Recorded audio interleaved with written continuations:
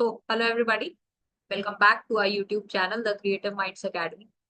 तो जो last video आई थी उसके अंदर हम लोगों ने sexual reproduction in flowering plants को ही कंटिन्यू करा था। ठीक है, तो अभी पहले तो ये देख लेते हैं इस चैप्टर में हम लोग क्या क्या कवर कर चुके हैं ना। बेसिक इंट्रोडक्शन कर लिया था, फ्लावर के स्ट्रक्चर की बात हम लोगों ने कर ली थी। ठीक है, प्री फर्टिलाइजेशन इवेंट्स के बारे में हम लोगों ने बात कर ली थी, स्ट्रक्चर्स के बारे में, इवेंट्स के बारे में। ठीक है, पोलन ग्रेन्स को डिटेल में पढ़ा था, मेल गेमेटोफाइट, उसके बाद में पिस्टिल मेगास्पोरेंजियम एम्ब्रियो सैक के बारे में पढ़ा था, ओव्यूल के बारे में पढ़ा था, फिर हमने मेगास्पोरोजेनेसिस के बारे में पढ़ा था। Then we move towards female gametophyte और एम्ब्रियो सैक। फिर हमने मोनोस्पोरिक एम्ब्रियो सैक के बारे में पढ़ा, उसका ऑर्गेनाइजेशन किस तरीके से होता है। पॉलिनेशन के बारे में पढ़ा कल वाली वीडियो में, एजेंट्स ऑफ पॉलिनेशन पढ़े, एंड साथ में आउटब्रीडिंग डिवाइसेस तक हमने कवर किया था। ठीक है, सो यहाँ तक हम लोगों ने अभी तक जो है कवर कर ली है। ठीक है, आई गेस 4 पार्ट्स हो चुके हैं अभी इस पर्टिकुलर चैप्टर के। ठीक है, अब क्योंकि आप लोग फर्स्ट टाइम ये चैप्टर पढ़ रहे हो, मैं ये सपोज कर रही हूँ कि आप अभी क्लास 12th के अंदर है। ठीक है, जो ड्रॉपर्स हैं उनके लिए तो ऑब्वियसली ये वीडियोस काफी डिटेल्ड नहीं है, तो आप अच्छे तरीके से अभी रिवाइज कर सकते हो। ठीक है, बट अभी के लिए अगर मैं बात करूँ जो क्लास 12th के स्टूडेंट्स हैं, तो अभी क्योंकि आप लोग फर्स्ट टाइम ये सारा पढ़ रहे हो तो मैं एक एक चीज काफी डिटेल में कवर करवा रही हूँ। ठीक है, मैं जल्दी नहीं कर रही हूँ। सो अभी आज हम लोग कॉलन पिस्टल इंटरेक्शन से स्टार्ट करेंगे। ठीक है, और ये जो नोट्स हैं आप हमारे टेलीग्राम चैनल जो कि द क्रिएटिव माइंड्स एकेडमी के नाम से है, वहां से जाके आप उन नोट्स को डाउनलोड कर सकते हो और टेलीग्राम चैनल को ज्वाइन कर सकते हो। ठीक है, सो चलो बिना किसी देरी के इस वीडियो को अभी हम लोग स्टार्ट कर लेते हैं। ठीक है, so we are going to study about pollen pistil interaction. ठीक है, पॉलन ग्रेन्स के बारे में अभी तक हम लोग पढ़ चुके हैं ना। ओके, चलो। Pollination does not guarantee the transfer of right type of pollen on stigma. Last video जो आई थी उसके अंदर मैंने आपको बताया था जो कंपैटिबल पॉलन होगा वही फर्टिलाइजेशन करवा पाएगा, है ना। तो यही चीजें जो है ना यहाँ पर आपको पता चल रही है कि जो पॉलिनेशन है ना, पॉलिनेशन का मतलब क्या था, transfer of pollen grain. Pollen grains का ट्रांसफर हो गया, ठीक है, एंथर से स्टिग्मा के ऊपर, तब भी ये गारंटी नहीं है कि वहां पर जो है राइट टाइप ऑफ पॉलन का ही ट्रांसफर हो। क्योंकि चाहे बायोटिक एजेंट्स की वजह से हो रहा है चाहे अबायोटिक एजेंट्स की वजह से हो रहा है, उनको तो नहीं पता ना कि कौन से प्लांट के ऊपर कौन से पॉलन ग्रेन्स का ट्रांसफर करना है। ठीक है, सो वो जो है ना वहां पर कहीं ना कहीं अनसर्टेनिटी रहती है ना। Often pollen of the wrong type either from the other species or from the same plant if it is self incompatible also lands on the stigma। ठीक है, सो कोई भी केस हो सकता है इनमें से। The pistil has the ability, very important, pistil has the ability to recognise the pollen.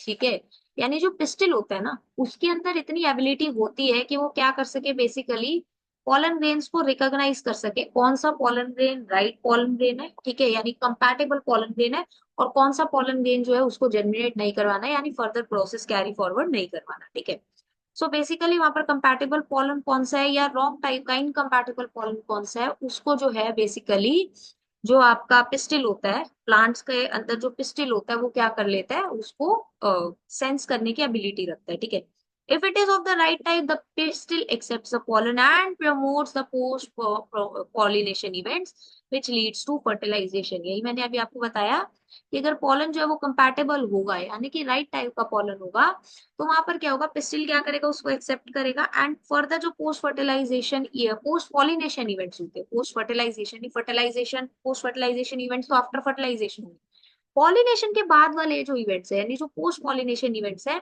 वो वहां पर होंगे, दैट मीन्स वहां पर फर्टिलाइजेशन भी होगा। ठीक है, if the pollen is of the wrong type, pistil rejects the pollen by preventing pollen germination on the stigma or the pollen tube growth in the style। अगर जो pollen grain है that is of the wrong type, तो उस case में क्या होगा, pistil जो है वो पोलन रिजेक्शन कर देगा। किस किस तरीके से कर सकता है, या तो वो क्या करेगा, बेसिकली पोलन को जर्मिनेट ही नहीं होने देगा स्टिग्मा के ऊपर, या फिर वो क्या करेगा, पोलन ट्यूब का ग्रोथ प्रिवेंट कर देगा। ठीक है, यानी कि बेसिकली जब कंपैटिबल पोलन लैंड करता है, ठीक है, और फर्दर जर्मिनेशन होना होता है तो उसके लिए पोलन ट्यूब का ग्रोथ होता है। ठीक है, स्टाइल के अंदर, तो या तो वो पोलन ट्यूब का ग्रोथ नहीं करवाएगा या फिर पोलन जर्मिनेशन ही नहीं होने देगा स्टिग्मा के ऊपर। ठीक है, the ability of pistil to recognize the pollen followed by its acceptance or rejection is the result of continuous chemical dialogue between pollen grain and the pistil। Basically जो pollen pistil interaction है, it is all about के जो pistil है वो pollen grains को recognise करे या reject करे, उसके बाद में वो इवेंट्स जो है कैरी फॉरवर्ड करवाए। ठीक है, एंड ये जो चीजें हो रही होती हैं बेसिकली ये कुछ केमिकल्स की वजह से हो रही होती है। ठीक है,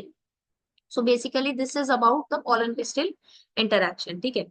post pollination events after compatible pollen are listed below. अब मान लो कि कंपैटिबल पॉलन ग्रेन लैंड किया और वहां पर पॉलिनेशन हो गया है ना, या कंपैटिबल पॉलिनेशन हो गया, सो उसके बाद में क्या इवेंट्स होंगे, वो क्या होते हैं, pollen grain germinates on the stigma to produce a pollen tube growth through one of the germ pores।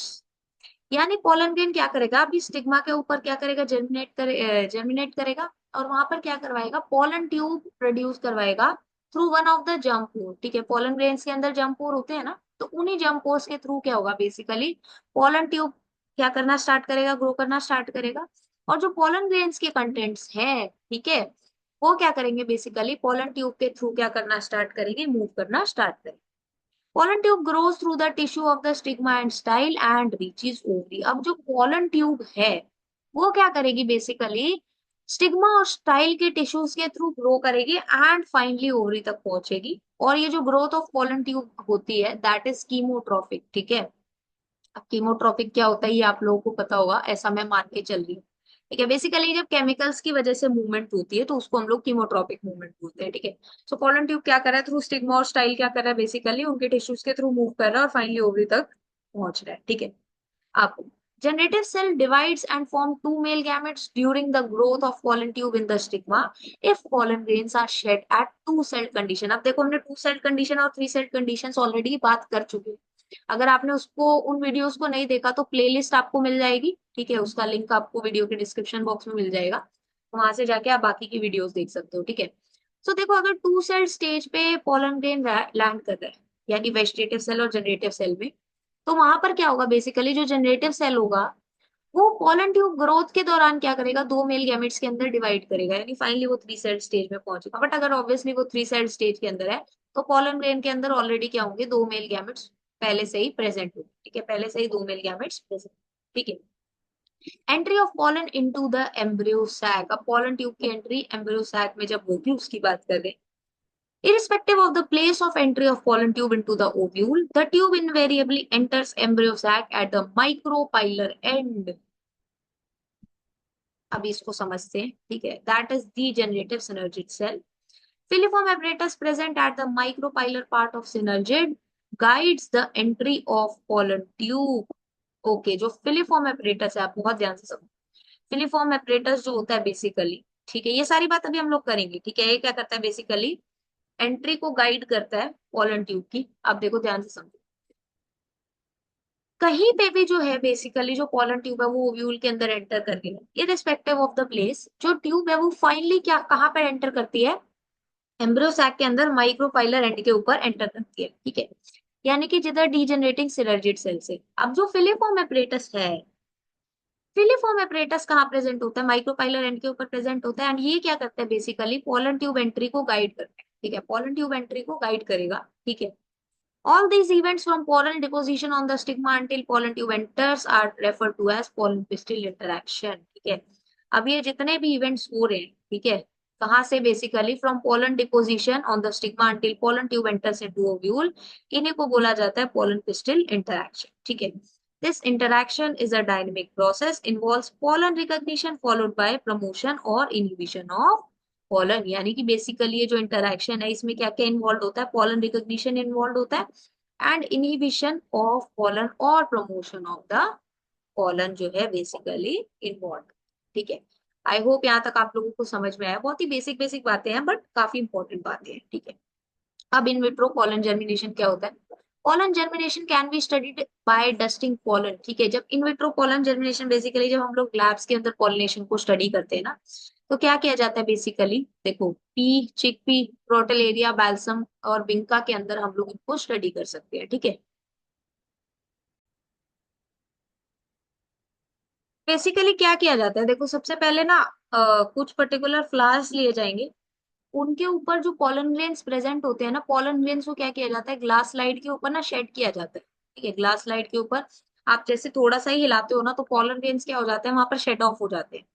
अब जब वो शेड ऑफ हो जाते हैं ना, ठीक है, बेसिकली क्या होता है वहां पर जो है ना 10% शुगर सॉल्यूशन, जिसमें बोरिक एसिड, कैल्शियम, मैग्नीशियम और पोटेशियम सॉल्ट्स जो है प्रेजेंट होते हैं ना, वहां पर क्या किया जाता है, स्लाइड के ऊपर ना एक ड्रॉप उस सॉल्यूशन की डाली जाएगी एंड वहां पर पोलन ग्रेन्स शेड किए जाते हैं।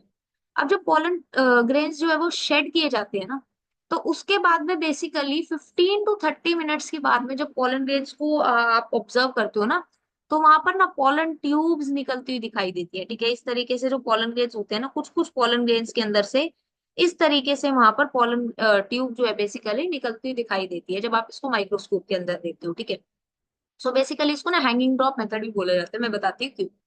जैसे आपने स्लाइड के ऊपर क्या ड्रॉप डाली, ड्रॉप डालने के बाद में आपने उस पर पोलन ग्रेन शेड ऑफ कर दिए। ठीक है, सो बेसिकली वहां पर क्या किया जाता है, कई बार उसको आप ऐसे कवर करते हो। ठीक है, दूसरी स्लाइड से कवर करते हो एंड उसके बाद में उसको इन्वर्ट कर देते हो। अब जैसे ही आपने इन्वर्ट किया तो वहां पर क्या हुआ, बेसिकली वो ड्रॉप क्या हो जाएगी, हैंग हो जाएगी।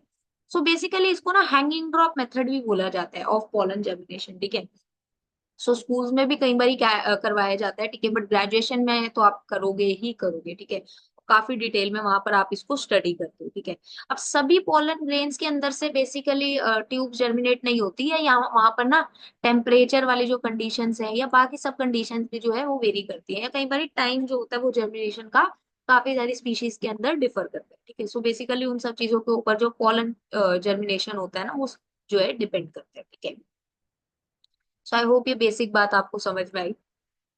ओके, अब इधर आपको ना देखो ये डायग्राम दिखाया हुआ है, pollen grains are germinating on the stigma. यहाँ पर देखो, ठीक है, पोलन जर्मिनेशन दिखाया हुआ है स्टिग्मा के ऊपर।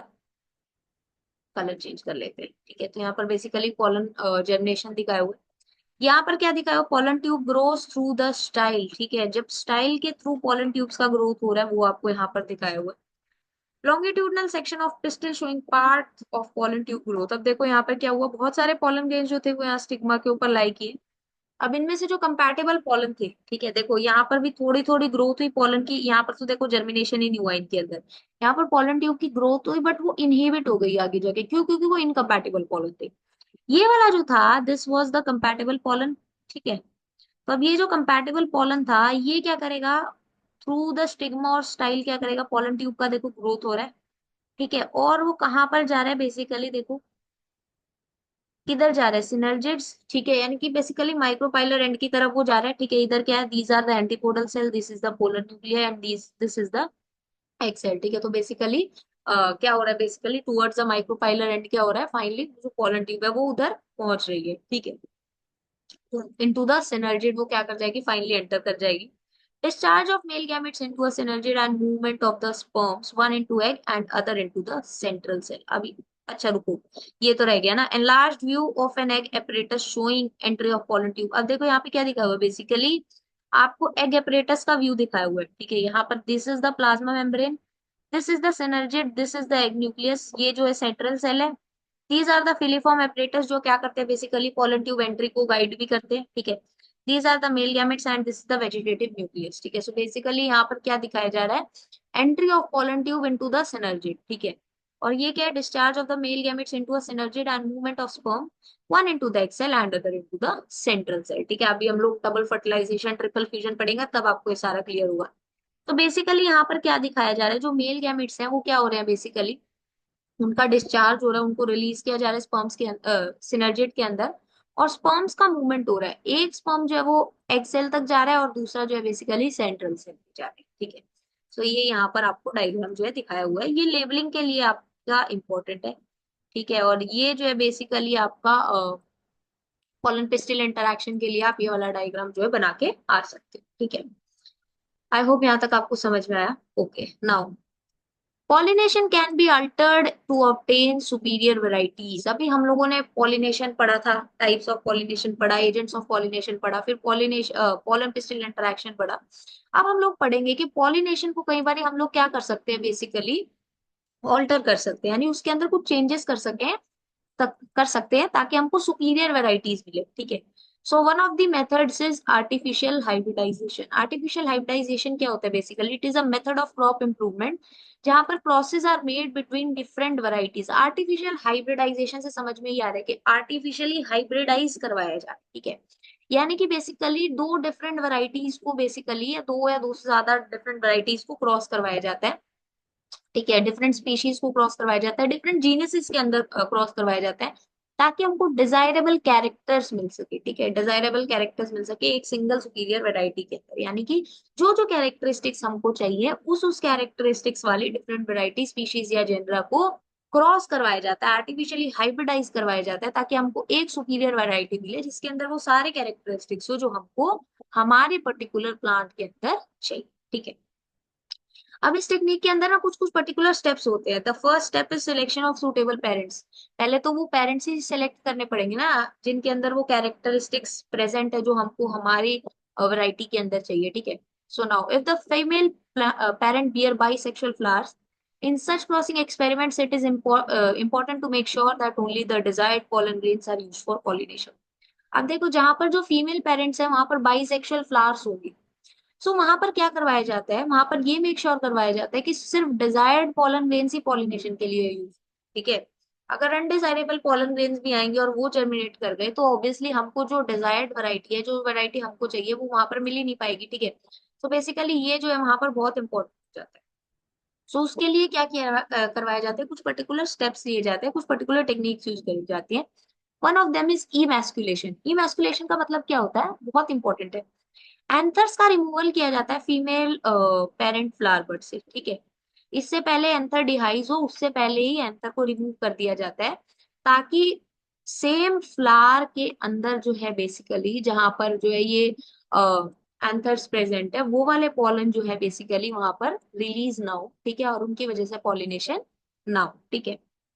बैगिंग क्या होता है, जो इमेस्कुलेटेड फ्लावर्स होते हैं, ठीक है, अब जहां से एंथर्स को रिमूव कर दिया उनको क्या करवाया जाता है, वो जो फ्लावर्स होते हैं उनको एक बैग, जो सूटेबल साइज का एक बैग लिया जाता है, उसके थ्रू उसको कवर करा जाएगा, ठीक है, which is generally made up of butter paper, ठीक है। ताकि वहां पर क्या हो सके, बेसिकली कंटेमिनेशन ऑफ स्टिग्मा जो है विद अनवांटेड पॉलन जो हो सकता है उसको प्रिवेंट किया जाए, ठीक है। उसके बाद में क्या होता है, testing of pollen grain from anther of male plant on the stigma of female parent when stigma attain receptivity and then it is rebagged। उसके बाद में क्या किया जाएगा, जब जो स्टिग्मा है वो रिसेप्टिव हो जाएगा फीमेल पेरेंट का, तो वहां पर क्या किया जाता है, पोलन ग्रेन डस्ट किए जाते हैं मेल पेरेंट से, ठीक है। और उसके बाद में क्या किया जाता है, रीबैगिंग कर दी जाती है, यानी उसको दोबारा से कवर कर दिया जाएगा कंटामिनेशन को प्रिवेंट करने के लिए। Then the fruits are allowed to develop, ठीक है। If the female parent produces unisexual flowers then there is no need for emasculation. अब अगर यूनिसेक्सुअल फ्लावर्स होंगे तो उस केस में तो इमैस्कुलेशन का जरूरत ही नहीं है, क्योंकि सेम प्लांट्स है तो ऑब्वियसली वहां पर पॉलन ग्रेन्स आ ही नहीं सकते, ठीक है। The female flower buds are bag before the flower open, ठीक है। जो फीमेल फ्लावर बर्ड्स होती हैं they are bag before the flowers open. Flowers के ओपन होने से पहले उनको क्या कर दिया जाता है, उनकी बैगिंग कर दी जाती है। When the stigma becomes receptive, pollination is carried out using the desired pollens and the flower is repacked, ठीक है। आई होप यहाँ तक आप लोगों को समझ में आया। सो काफी बातें हम लोगों ने पोलन पिस्टिल इंटरैक्शन के अंदर अभी तक स्टडी कर ली। Now we are going to talk about double fertilisation, very very very important, ठीक है। सीबीएसई के पेपर के अंदर तो आपसे ये पूछा ही पूछा जाता है, ये वो टॉपिक हो जाता है, ठीक है।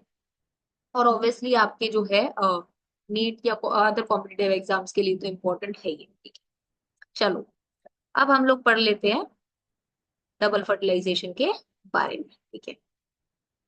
Okay, after entering into one of the synergids the pollen tube releases the two male gametes into the cytoplasm of the synergid। अब जैसे ही जो पोलन ट्यूब है वो सिनर्जिड्स के अंदर एंटर हुई तो जो पोलन ट्यूब है वो क्या करेगी, दोनों मेल गैमेट्स को साइटोप्लाज्म के अंदर रिलीज कर देगी सिनर्जिड के।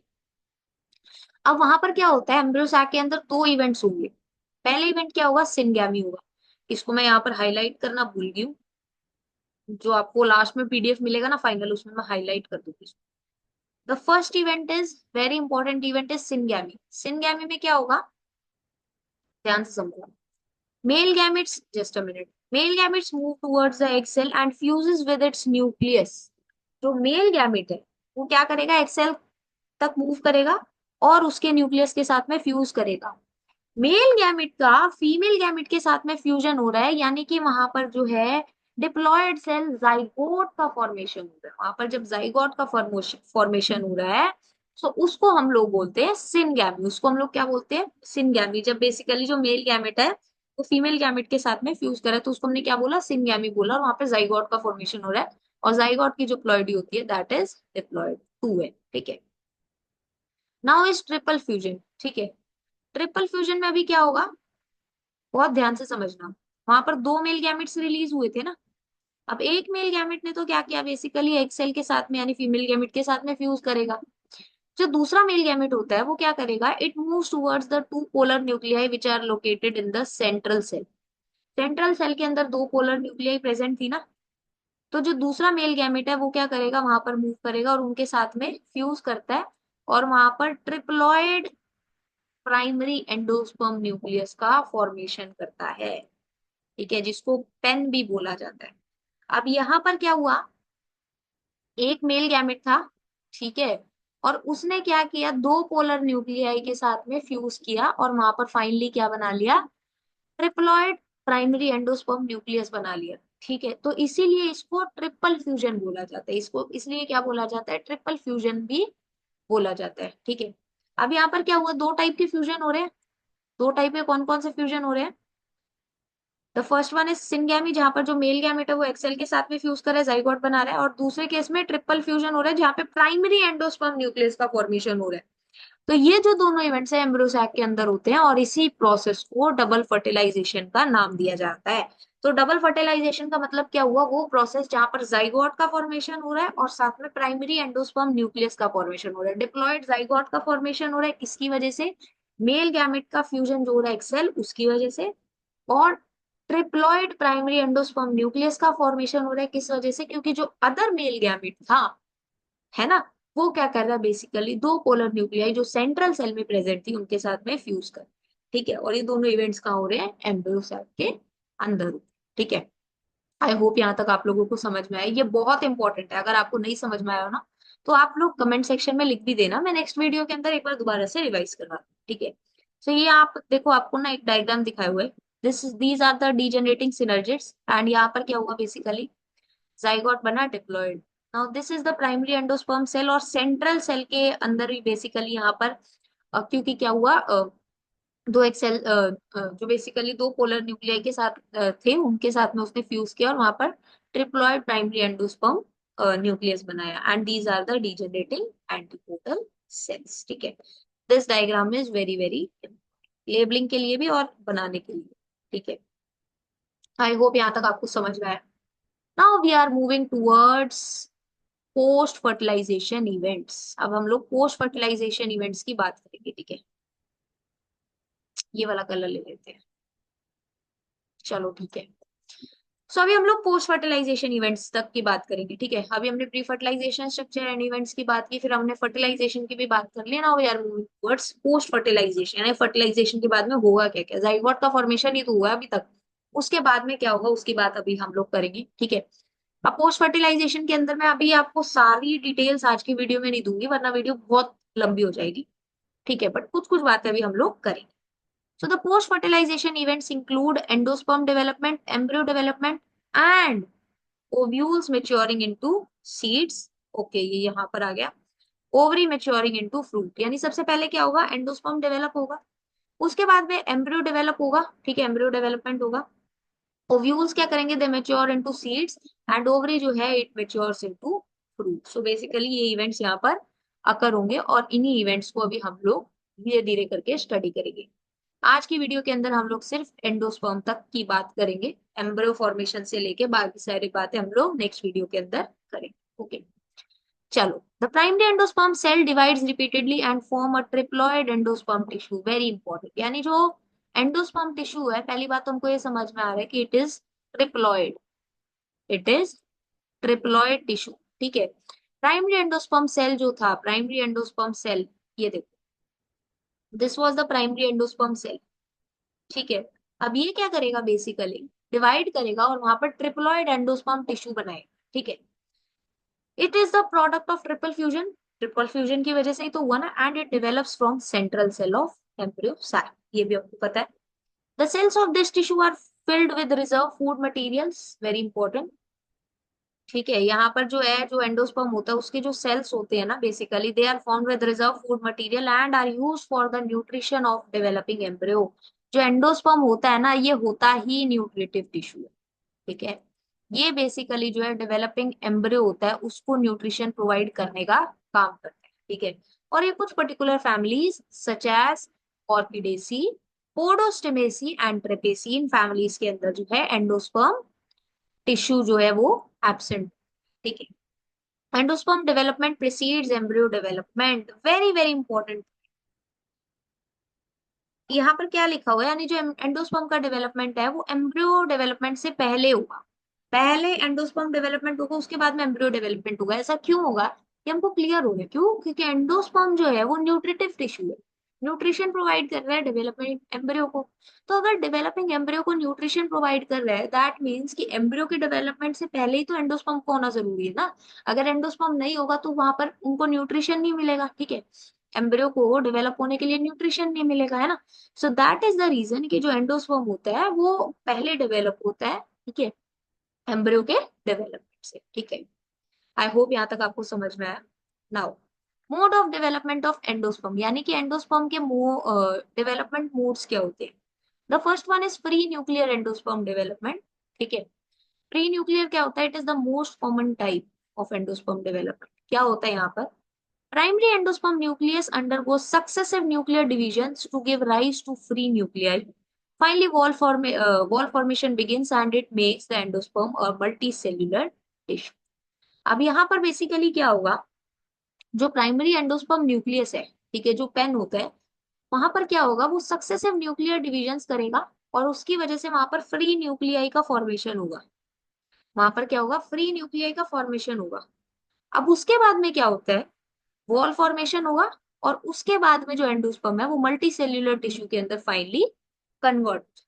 ठीक है, so this is pre nuclear endosperm development.